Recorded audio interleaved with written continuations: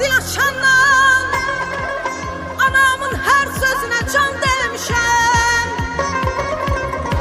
Bu güzel yurduma Azerbaycan demişəm. Azerbaycan, ona canımız kurban.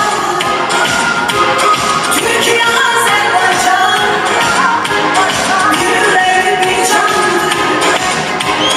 Türkiye